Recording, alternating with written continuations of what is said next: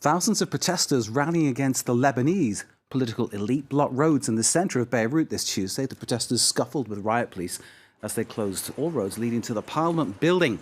And there are reports that matters have since deteriorated. Let's bring in, without any delay, our correspondent Layla Allen, who of course is in Beirut, joining us now live. Layla, tell us more about the situation.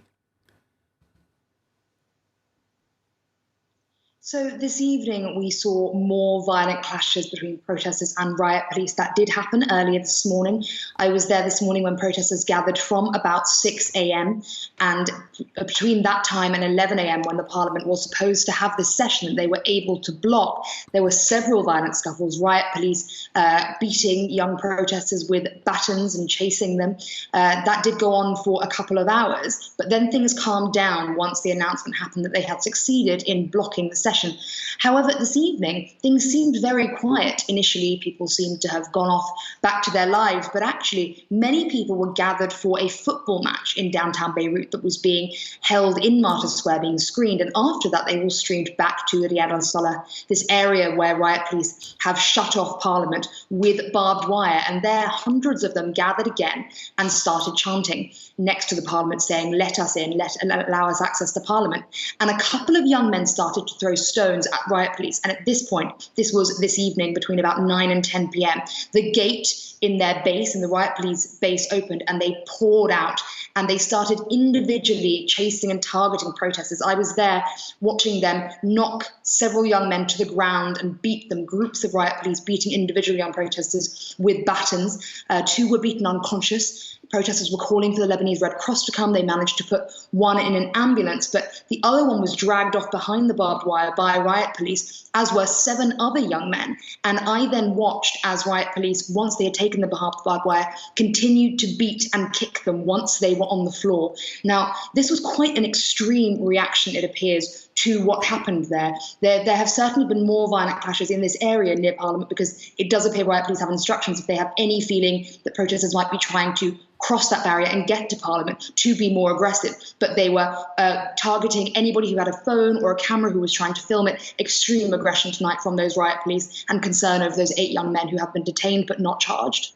Layla, this is clearly a very disturbing turn of events. Is this likely to be the start of perhaps a stronger kind of clampdown situation, with the authorities perhaps getting tougher with the protesters?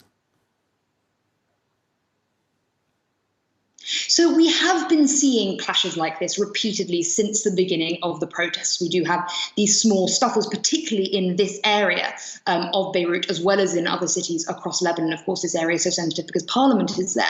So we have had clashes like this. But the fact that riot police were reacting so angrily to very little provocation, in other situations there has been more violence that they've been reacting to, or at least a threat in some way to a building or to ministers. That wasn't the case this evening. And it's possible that that's because of what happened today. Now, in some ways, a Rubicon was passed today, with protesters managing to stop this controversial session of Parliament in which the caretaker government was trying to pass a few laws. And the reason for that is that up until now, protesters have achieved things like blocking roads, general destabilizing of the country, trying to cut things off and get their demands met. But today was a very specific situation. This session was meant to be held last week. The Speaker of Parliament, Nabi Berri, cancelled it when the protests were planned because of security concerns. But today, he said they were absolutely going to meet. And what you had was a very organised protest movement, putting out maps of exactly where they were going to stand and oppose. Parliament saying they were absolutely going to have their session. MPs trying any method they could to reach Parliament, including one minister's bodyguard who fired live rounds into the air to try and clear protesters, and they did not manage it. As one protester said to me, today was a personal challenge between us and our so-called government. They say that because it's a caretaker government and they haven't nominated a new government since the resignation of the Prime Minister. It is illegitimate, so the protesters say. So they said, we won. We didn't know we could do this. And now that we know that we can, we know that they can put the entire force of the Lebanese riot police, security forces, army against us. We stood there, we took it, and we managed to win. Protesters feeling incredibly emboldened and feeling that they can force Parliament's hand and bring about their demands.